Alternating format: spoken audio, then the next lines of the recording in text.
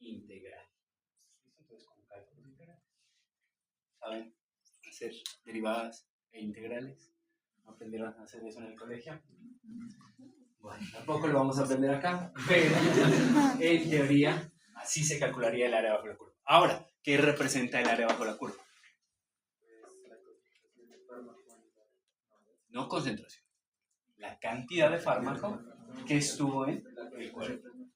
En la concentración plasmática, ¿vale? La cantidad de fármaco que estuvo en el cuerpo. ¿Listo? Ahora, te cambio la pregunta. ¿Recuerdas su apellido? Ceballos. Ceballos. Ese perfil, ¿qué traza? ¿Qué tipo de vía de administración crees que es? ¿Verdad? Ceballos. ¿Listo? Sale.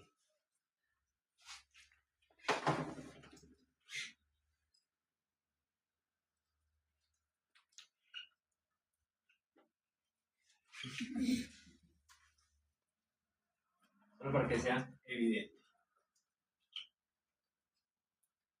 ¿Listo? Vía de administración oral, vía de administración oral. ¿Listo?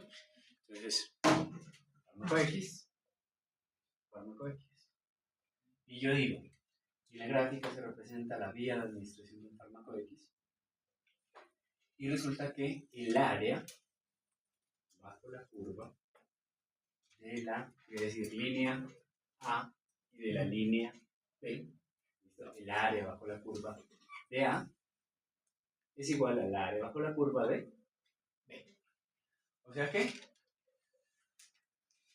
¿qué notamos ahí? ¿Qué observaciones se podrían hacer con respecto a esa gráfica?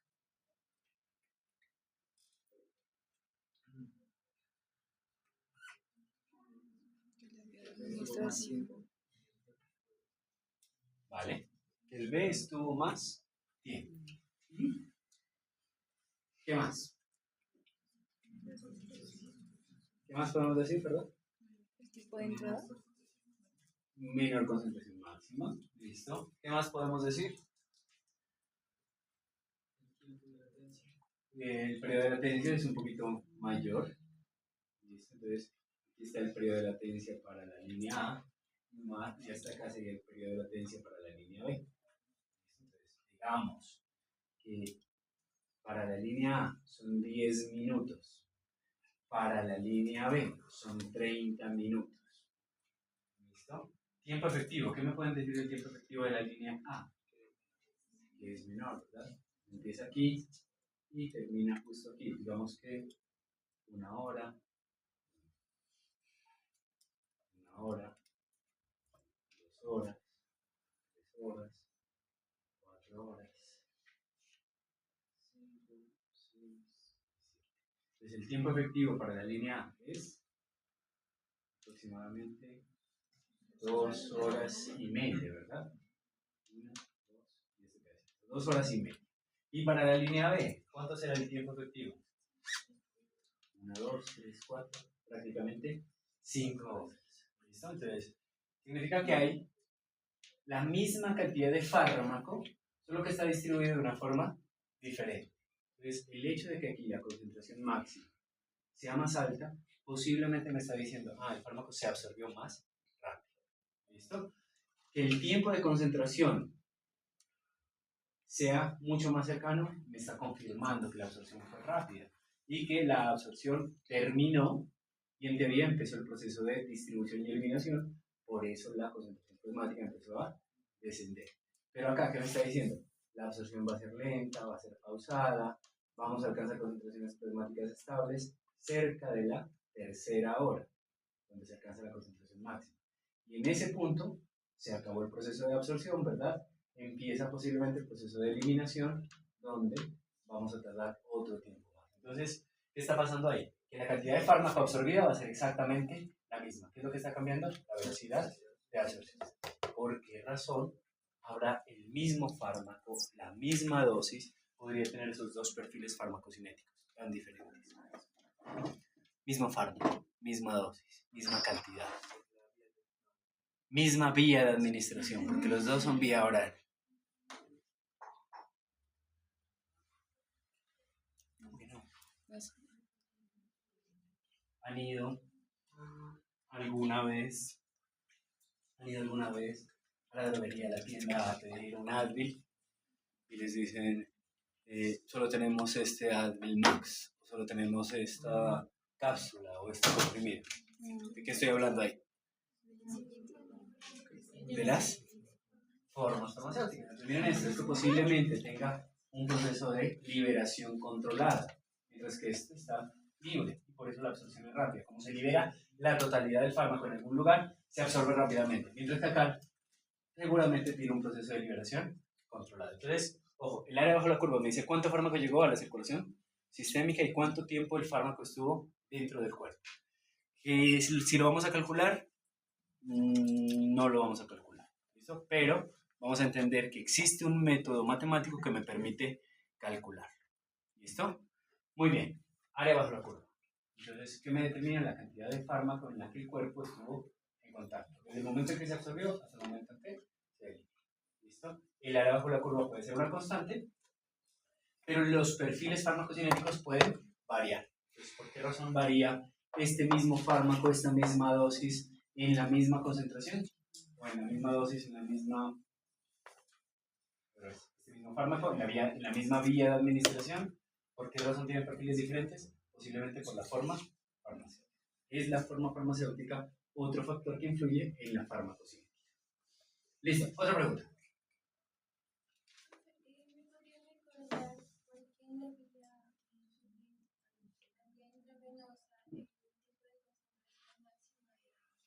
Nulo. Voy a hacer. Es inmediato. Sencillo. Imaginen esto. Queremos el tiempo de concentración máxima.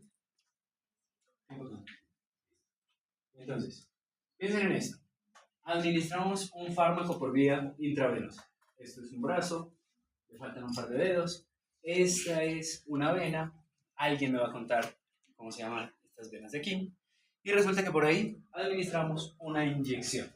¿Listo? Directamente a la circulación sistémica. O sea que todo el fármaco que estaba en el recipiente, en la forma farmacéutica, en la jeringa, fue inyectado y depositado de forma inmediata a la circulación sistémica. Entonces, ¿cuánto tiempo tarda en que el fármaco termine de ser inyectado? ¿Alguien ha inyectado? ¿Alguien ha sido inyectado? No podemos estar media hora ahí, ¿verdad? No, entonces, inmediatamente inyectan, retiran. Entonces, ¿qué está pasando? Ese es el tiempo que el fármaco tardó. Ese es el tiempo que el fármaco tardó en llegar a la circulación sistémica. Y podemos tomar un muestreo para evaluar la variación. Lo más seguro es que cuando realicemos el muestreo, la concentración máxima sea la máxima concentración en el primer muestreo. Entonces, acabo de administrar eso. Concentración máxima. Inmediatamente llegamos a la concentración máxima. Entonces, ¿cuánto tiempo tardamos en alcanzar la concentración máxima? Pues no nos tomó ni medio segundo porque fue el movimiento de inyectar la jeringa. Entonces, mientras el fármaco está siendo depositado, las concentraciones plasmáticas subieron tan rápido que en el primer muestreo el tiempo de concentración máxima es 0, porque se alcanza de forma inmediata. Y si el tiempo de concentración máxima es 0, el periodo de latencia también va a ser 0. ¿Por qué? Porque inmediatamente el fármaco fue depositado, acabamos de alcanzar un patrón farmacodinámico llamado concentración mínima. Y de ahí en adelante, el fármaco llegó a la circulación sistémica, ¿verdad? Entonces, todo el fármaco que estaba en la jeringa, ahora está en la sangre. Entonces, ¿qué le puede pasar al fármaco que está en la sangre? Lo único que puede hacer es moverse. Moverse hacia las células, moverse hacia los tejidos, moverse hacia los órganos de eliminación. Entonces, el perfil farmacocinético sería algo más o menos así. Y por eso la vía intravenosa no tiene periodo de latencia. Y por eso se alcanza concentración máxima de forma inmediata. Y por eso se sobrepasa de forma inmediata la concentración mínima efectiva. Por lo tanto, el efecto en teoría es inmediato. ¿Listo? Efecto inmediato. Y ese es uno de los usos de las vías parenterales. ¿Sí? ¿Esa era la pregunta? ¿Queda respuesta? Muy bien. Otra pregunta. Mañana tenemos examen, por si acaso. Chamorro. Profesor, vemos que la concentración mínima efectiva y la concentración mínima tóxica son parámetros farmacodinámicos, ¿verdad? Pero pues para efectos de guiarnos a la hora de hacer las gráficas los podemos poner. Si usted nos pone, por ejemplo, que solo grafiquemos parámetros farmacocinéticos. Hoy le hice un examen a los estudiantes de odonto y les dije, necesito una curva, necesito un perfil farmacocinético donde ese perfil demuestre que al administrar un fármaco por vía oral, el fármaco se demore 1 hora en generar efecto, pero el efecto dure durante 8 o 9 horas. ¿Listo? Entonces, ¿qué esperaba? Que ustedes, como estudiantes, dibujen. Es un perfil de una vía de administración oral. ¿Listo? Ahora, ustedes les puedo cambiar. Puedo dejar el mismo ejercicio, pero cambiar de vía de administración. ¿De acuerdo? ¿Y qué espero? Que ustedes sean los responsables de establecer ese punto que a mí me va a determinar que el periodo de latencia, por ejemplo, va a ser de 1 hora. Entonces, si yo digo, voy a trazar la línea aquí, ¿cómo hago para que esto coincida con mi descripción? Voy a decir, de aquí a aquí, 1 hora. ¿Sí o no? Entonces, ¿cuánto tiempo tardó el fármaco en ejercer un efecto? 1 hora. ¿Y qué era lo que estaba preguntando de forma indirecta? Periodo de latencia. Y quiero que el fármaco tenga efecto durante 5 horas. Ojo que no lo voy a hacer. 1, 2, 3, 4, 5, 6. ¿Listo? ¿Quedó? ¿Tuvo efecto durante 5 horas? 1, 2, 3, 4, ¿verdad? Entonces, ¿qué habría que hacer? Modificar esta escala un poquito, o la gráfica si quieren, si no quieren modificar la escala. Es decir, 1, 2, 3, 4, 5, 6, 7, 8, 9, 10, lo que quieran hacer. Y miren que si empiezo en 1, contaría horas. 1, 2, 3, 4, 5 horas. Ah, mi fármaco administrado por vía oral. Escribo un perfil oral, ¿verdad? Tiene un periodo de latencia de 1 hora. Y tiene un tiempo efectivo de 5 horas. Entonces no es que tiene que llegar hasta las 5, sino que, en este caso, para que cumpla un periodo efectivo, un tiempo efectivo de 5 horas, en teoría debe llegar a las 6. ¿Sí? Podría ser lo mismo con una vía sublingual, podría ser lo mismo con una vía intramuscular. Entonces ya es cuestión de que ustedes establezcan ese parámetro farmacodinámico, concentración mínima efectiva, de tal forma que se adecua a lo que ustedes están marcando. Entonces, son ustedes los responsables de poner la concentración mínima efectiva y la concentración mínima tóxica. O posiblemente, si hay una descripción más detallada de la gráfica, posiblemente les diga el rango de concentraciones efectivas está entre tal y tal. Y entonces el límite menor será la mínima efectiva y el límite superior será la tóxica. ¿Sí? ¿Pregunta? Bien. Excelente. ¿Aquí una hoja? ¿Sí? ¿Hicimos una hoja de una vez? Correcto. Listo. ¿Qué otra pregunta? ¿Qué otra pregunta? ¿Preguntas? ¿No hay más preguntas? Primero acá. Tenemos el nombre. Solar. Cuando tenemos la gráfica de los dos fármacos, por ejemplo, el sublingual y el oral, ¿se puede sacarle a ambos los 3 parámetros? O al menos podrían describir. Entonces, a todas las vías de administración con seguridad se podría encontrar absolutamente todos los parámetros. Entonces, aquí está la vía intravenosa, ¿verdad? Voy a intentar. Aquí está la vía intramuscular. ¿Sí? Posiblemente aquí está la vía sublingual.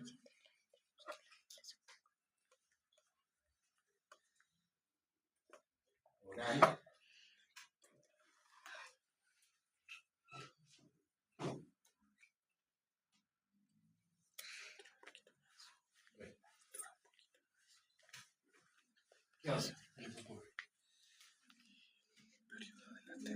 otra.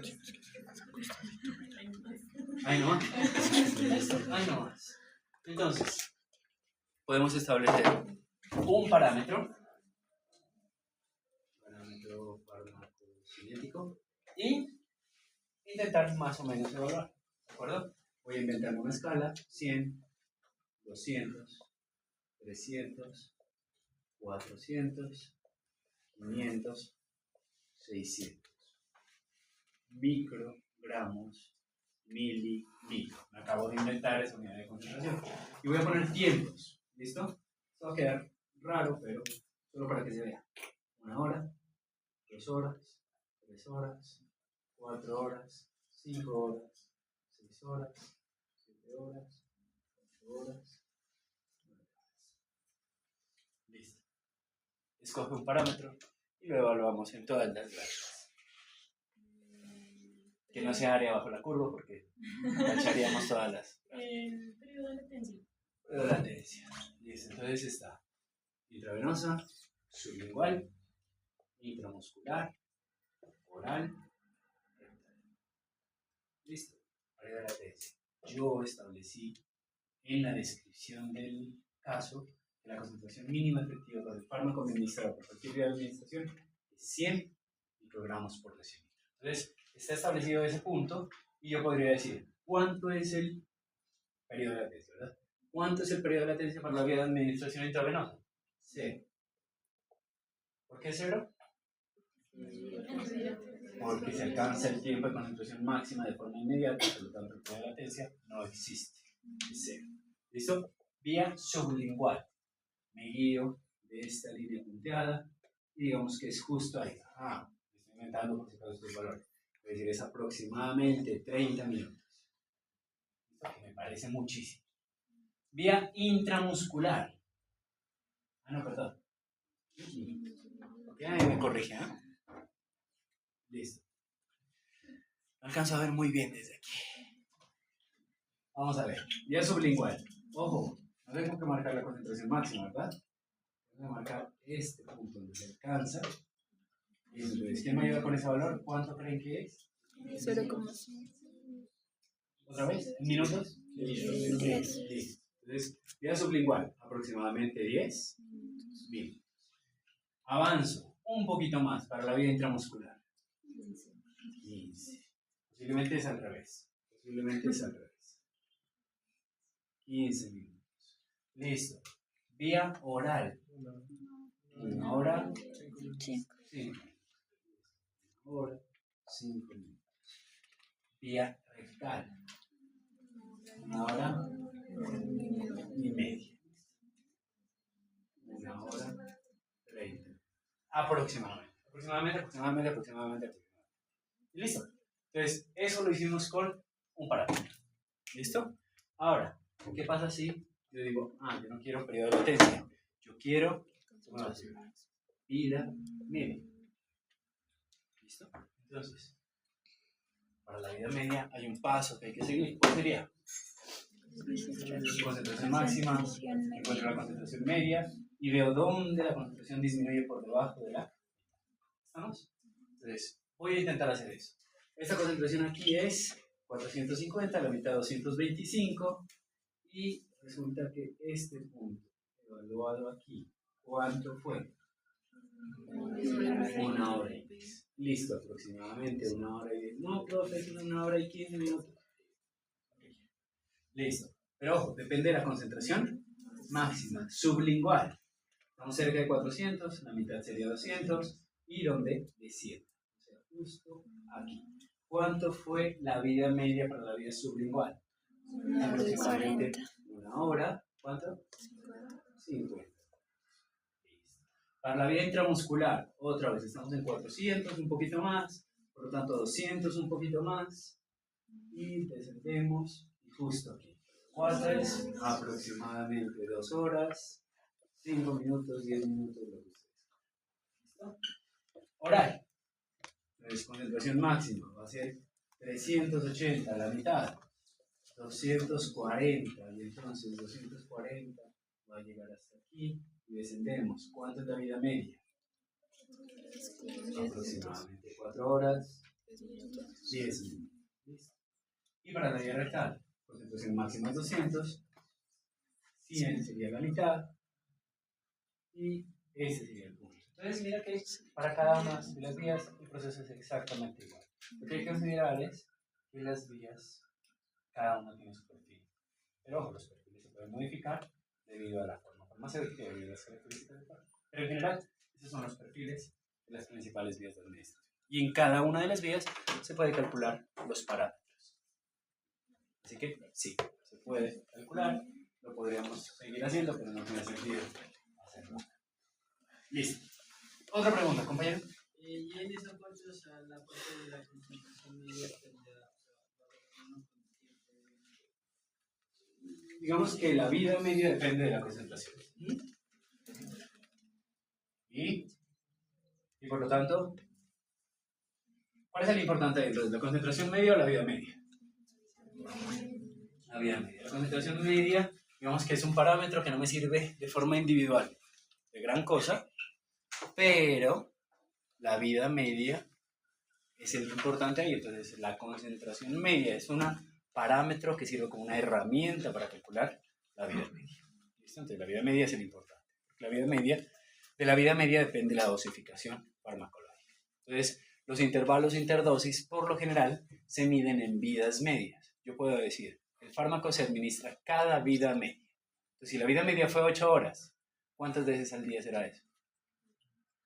3 veces al día. Pero si la vida media fue 6 horas, y yo les digo, hay que administrar un medicamento cada vida media. ¿Qué quiere decir eso? Que la administración será 6, 12, 18, 20. ¿Estamos? Ahora, si yo quisiera aumentar las concentraciones plasmáticas, yo podría decirles, el intervalo interdosis es de media vida media. ¿Qué quiere decir eso? Que si la vida media era 8 horas, la dosificación va a ser cada 4 horas y las concentraciones plasmáticas subirían.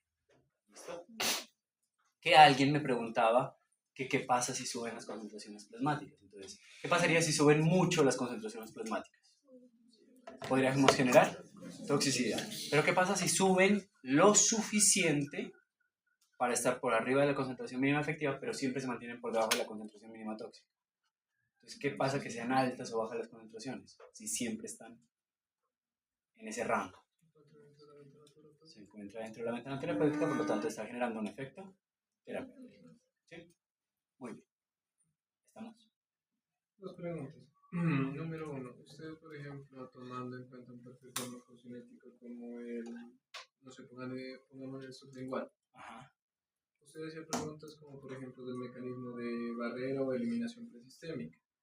En caso del sublingual, ¿cuál sería uno de esos mecanismos que usted podría pensar? Posiblemente la eliminación a causa de bacterias o la alteración por pH o la alteración por células que estén presentes en alguna de las capas de los epitelios, como los macrófagos. Entonces, eso se denominaría eliminación presistémica, porque ocurrió antes de que el fármaco llegue a la circulación sistémica. Entonces, imagínate esto. Imagínate que los capilares sanguíneos donde queremos que el fármaco sea absorbido están en alguna de las capas de la piel. Entonces, para llegar a esta capa de la piel, debemos atravesar una capa de células con determinadas características, denominada epitelio, no sé, cilíndrico, multilaminar. Entonces, ¿qué es multilaminar? Tiene múltiples capas, ¿verdad?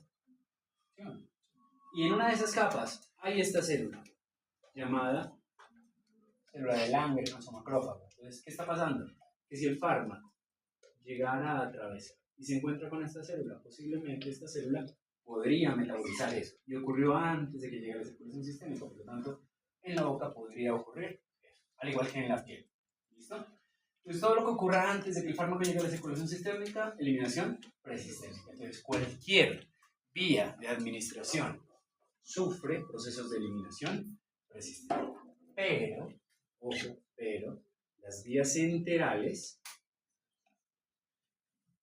además de tener eliminación presistémica, sufre en mayor medida, pongo asterisco para hacer una aclaración, efecto de primer paso. Entonces, ojo, La vía intravenosa, donde el fármaco no atraviesa capas de la piel.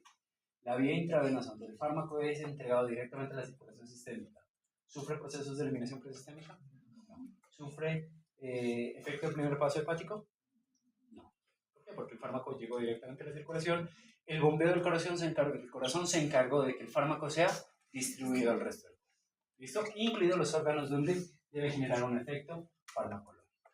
Pero, ¿qué pasa con otra vía de administración? Que cualquier vía de administración va a tener sí o sí eliminación presistente. Y solo algunas vías enterales van a tener efecto del primer paso. Por ejemplo, la vía sublingual no tiene efecto del primer paso. La vía rectal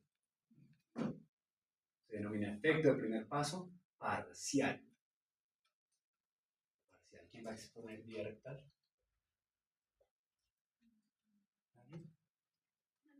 ¿Sí? ¿Por qué tiene efecto del primer paso parcial? Venas hemorroidales superiores, medias, inferiores. Cuéntame un poquito. Hemorroidales.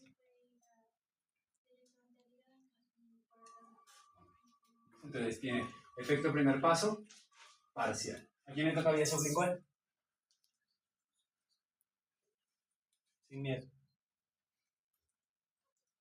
Simplemente es para decirles que tienen que explicarme por qué razón, cuál es el camino que permite que el fármaco que fue depositado en la base de la lengua no va a pasar por el hígado y llega directo al corazón. ¿Qué pasa con la vía oral y cualquier forma farmacéutica? Que la vía oral tiene eliminación presistémica, pero también tiene efecto del primer paso. Entonces, todas las vías tienen eliminación presistémica, menos la vía oral. La gran mayoría de vías tienen eliminación presistémica y las vías enterales además tienen efecto del primer paso. ¿Qué es un efecto del primer paso? Escrito, ¿qué es un efecto del primer paso? No sé si lo dicte bien, así que no voy a dictarlo, pero efecto del primer paso es el proceso metabólico que sufre el fármaco tras la absorción en el intestino y su paso por el hígado. ¿Por qué consideran esto? Todo lo que ustedes comen se absorbe en el intestino y todo lo que se absorbe en el intestino debe pasar primero por el hígado antes de pasar al resto del cuerpo. Imagino que en circulatorio o en digestivo les cuentan un poquito de eso. ¿Ya vieron digestivo? Entonces por ahí les cuentan el sistema porta hepático y entonces todo lo que se absorbe de la alimentación pasa por el hígado y el hígado se encarga de enviarlo, de metabolizar gran parte, de regular la glicemia para que no se suba tanto. Entonces es el hígado el que siempre está pensando en el bien del resto del cuerpo. ¿Listo? ¿Más preguntas? Todavía tenemos tiempo de preguntas. ¿Vamos claros hasta ahí? El efecto del primer paso sería que una pequeña porción del fármaco alcance a llegar a la circulación antes de metabolizarse. Primero es una pequeña parte. Quítale lo pequeño, porque depende del fármaco. Entonces ese es el hígado y resulta que todo lo que se absorbe del intestino de una u otra forma va a conectar con el hígado antes de llegar al resto del cuerpo. ¿Listo? Corazón, cerebro, todo eso. Entonces, para que el fármaco tenga un efecto en el resto del cuerpo, el medicamento administrado por vía enteral debe pasar por el hígado. ¿Listo? Entonces, vamos aquí, tengo un fármaco A. Si el fármaco A no necesariamente tiene metabolismo hepático, el fármaco A va a pasar inalterado. Entonces, ¿cuánto fue la fracción absorbida? Perdón, ¿cuánto fue la porción que se metabolizó? 0. Porque ese fármaco salió intacto. Lo que era A sigue siendo A. ¿Listo? Habrá fármacos, imaginen un fármaco B, donde B en el hígado se metaboliza parcialmente y se convierte en C. C va a ser un metabolito que no nos importa, un metabolito inactivo. Digamos que el 20% del fármaco se metabolizó y el 80% del fármaco salió en forma inalterada. Mira que no fue una pequeña porción que pasó, simplemente fue la porción de fármaco que salió de forma inalterada. Que a veces puede ser pequeña, otras veces puede ser grande. ¿Qué hubiera pasado si el 80% del fármaco se hubiera metabolizado en el hígado? Entonces es posible que tan solo hubiera salido el 20% del fármaco en forma inalterada. ¿Qué otra opción tenemos? Que el fármaco B se elimine de forma inalterada en el hígado y que lo que quede sea el metabolito. En este caso, el B era una forma inactiva del fármaco y C va a ser el metabolito activo. Entonces, ojo, cualquier molécula metabolizada en el hígado que se originó del proceso de absorción, otra vez. Parte del fármaco metabolizada en el hígado tras el proceso de absorción, que está biodisponible. O sea, lo que quedó después del hígado, en teoría es la porción biodisponible. ¿Listo? A veces es lo metabolizado, otras veces es lo inalterado. Pero como generalidad, digamos que es lo inalterado. Entonces sería la porción de fármaco inalterada que está lista para actuar en los tejidos. ¿Sí? Más o menos. No se aprendan definiciones de memoria. Otra pregunta. Compañerita, la nueva. Perdidísima. Ojo. Pregunten. No. No, no, no. Perdido. No, no, no. Caballos, no, no, no, no. Niña Sansón, no, no, no, no. Cuando usted estaba haciendo las gráficas, ponía las rayitas de cierta manera. El puntito y la rayita que lo conectaba. Sí. Siempre sí o sí tiene que ser así porque en el periodo de latencia usted no pone la rayita, sino que lo mide ya desde Este periodo es de acá a acá. de acá a acá. Entonces es todo ese momento. Entonces el periodo no es un punto, sino todo el rango. A la media hora no va a haber efecto. A los 45 minutos no va a haber efecto. Entonces a la 1 hora, digamos que supuestamente el periodo de latencia es 1 hora, entonces desde el 0 hasta la 1 no va a haber efecto. Por lo tanto, ese rango es todo el periodo que yo tengo que esperar para que el fármaco genere un efecto. Entonces en ese caso es un lapso de tiempo. Pero no hay necesidad de poner el puntito y la rayita. No. Que yo sepa que están señalando bien, no es suficiente. Pero para señalar bien, tienen que estar establecidos la concentración mínima efectiva. Porque si ustedes me dicen ahí, el tiempo efectivo son 6 horas. Yo digo, ¿dónde? Ahí no hay nada.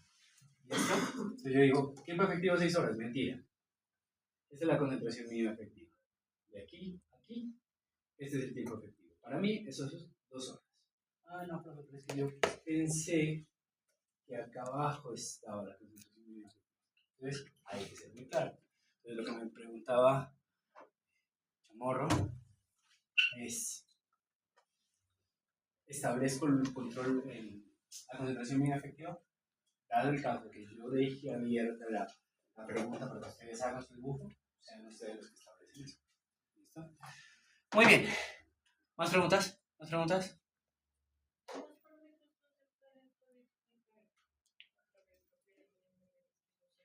Sí, ¿dónde está el fármaco? ¿En qué parte? No. No. Sí. Sí y no. Cuando estudiemos cinética de distribución, cuando estudiemos cinética de distribución, vamos a aprender el cómo. ¿Listo? Pero por ahora les digo, hay un número. ¿Listo? Un número matemático que yo lo logro calcular. Entonces, ese número me va a dar un indicio de dónde está el fármaco. Y ese número se denomina volumen de distribución, volumen aparente de distribución. ¿Listo? Es como si tuviéramos esto. Entonces, imaginen una persona a la cual le administramos 100 miligramos de un medicamento. Entonces, le dimos una dosis de 100 miligramos. ¿Estamos? Miren lo que voy a hacer. A esa persona le tomo una muestra de sangre. ¿Sí estamos hasta ahí? Y resulta que yo puedo analizar esa muestra de sangre e identifico que la concentración plasmática de ese fármaco es 33 miligramos por litro. ¿Listo? Entonces, ojo, ¿cuánto le di a esta persona de cantidad de medicamento? 100 miligramos.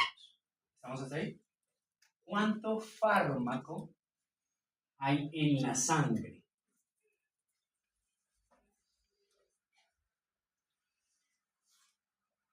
¿Otra vez? ¿Otra vez? Ojo, no en la muestra de sangre, en la sangre. Esta es una muestra. Esta es una muestra de sangre. Yo no le saqué toda la sangre para calcular la cantidad, ¿verdad? Se moriría. Entonces, tomé una muestra de sangre de 10 mililitros, hice un cálculo y encontré que esta es la concentración plasmática. ¿Listo?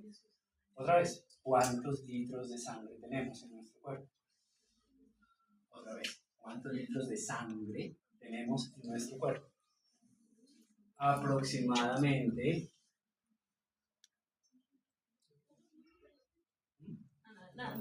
aproximadamente 3 litros en la sangre, plasma. Ya hicimos uno. Ya hicimos uno de volúmenes hídricos. ¿No? Sí. Les digo, una persona de 70 kilos, aproximadamente tiene 42 litros de agua, ¿sí o no? Y de esos 42 litros, 14 están en un lugar, 28 litros están en otro lugar, y de esos 14 litros, 3 están en la sangre y 11 están en el líquido intersticial. ¿Sí o no? Otra vez, ¿cuántos litros de plasma o sangre hay en el cuerpo? 3 litros aproximadamente, para una persona promedio de 70 litros. Pregunta entonces, ¿cuánto fármaco hay en la sangre? Si en un litro hay 33, en 3 litros, ¿cuánto hay? 90. Muy bien. Listo. Entonces, ojo. De acuerdo a esto, que acabo de descubrir, que cuando a esta persona le di una dosis de 100 miligramos, ¿dónde está la sangre? Perdón. ¿Dónde está el fármaco? Listo. ¿Cuánto fármaco hay en la sangre? 99. ¿Y dónde está ese otro miligramo? ¿En algún lugar? ¿Sí o no?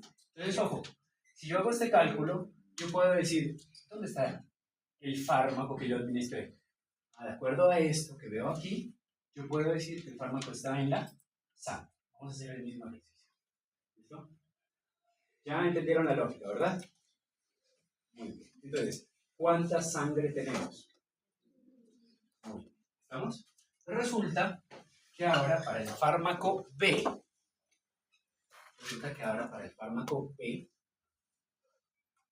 la muestra de sangre me dice que la concentración plasmática es de 1 miligramo por litro.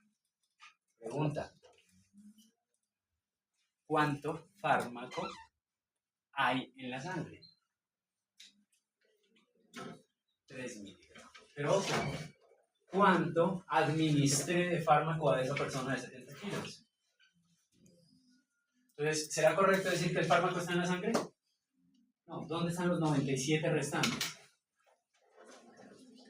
En algún tejido. En algún tejido que yo puedo muestrear o que no puedo muestrear. Que no podemos muestrear, ¿verdad? En un tejido que no se puede muestrear. O sí se puede, pero pues me dejan la cárcel. ¿Sí estamos o no? Entonces, ojo, yo puedo hacer un cálculo matemático y definir eso. Si el fármaco está en la sangre o si el fármaco está o si el fármaco no está en la sangre. ¿Listo? Y entonces hay tres opciones. De acuerdo a este cálculo de volumen de distribución, hay cuatro opciones. ¿Listo? Primera opción, que el fármaco esté en el plasma. ¿Listo? Plasma. Segunda opción, que el fármaco esté en el intersticio. Tercera opción, que el fármaco esté en el líquido intracelular. O podemos decir líquido extracelular, ¿verdad?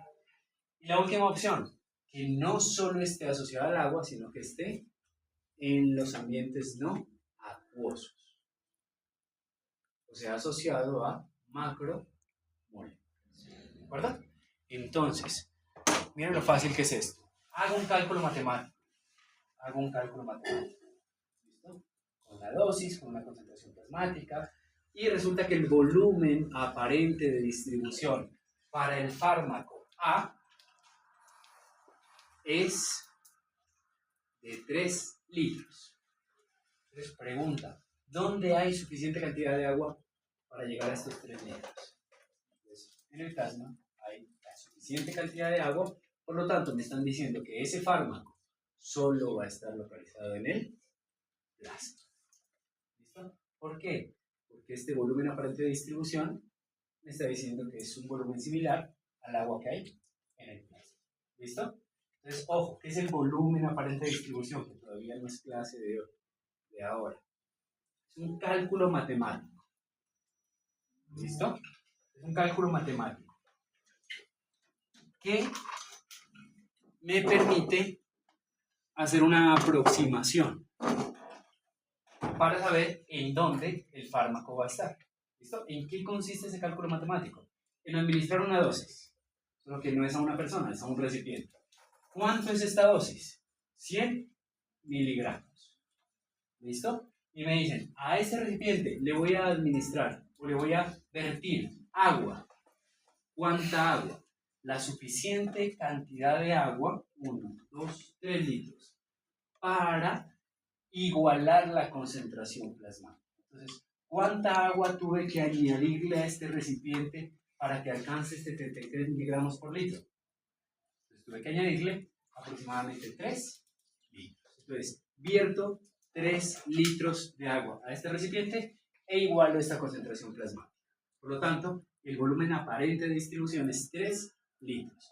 ¿En qué cavidad o en qué parte del cuerpo, no órganos, en qué parte del cuerpo, en qué volumen hídrico encontramos 3 litros de agua? Pues en el plasma. Recuerden que todo lo que se absorbe llega a la circulación sistémica. Por lo tanto, cuando hablamos de sangre, cuando hablamos de plasma es sangre de circulación sistémica.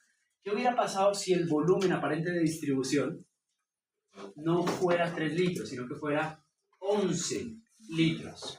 ¿Será que hay agua suficiente en el plasma para solubilizar ese fármaco y alcanzar esa concentración plasmática? No, entonces lo más seguro es que utilice agua del intersticio. Entonces, el fármaco pasó del plasma al intersticio, o sea que pudo ocupar el líquido extracelular, todo el agua extracelular. ¿Estamos?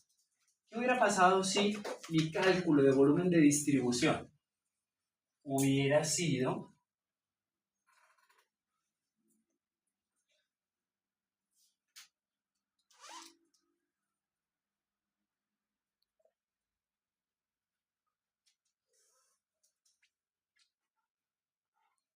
$100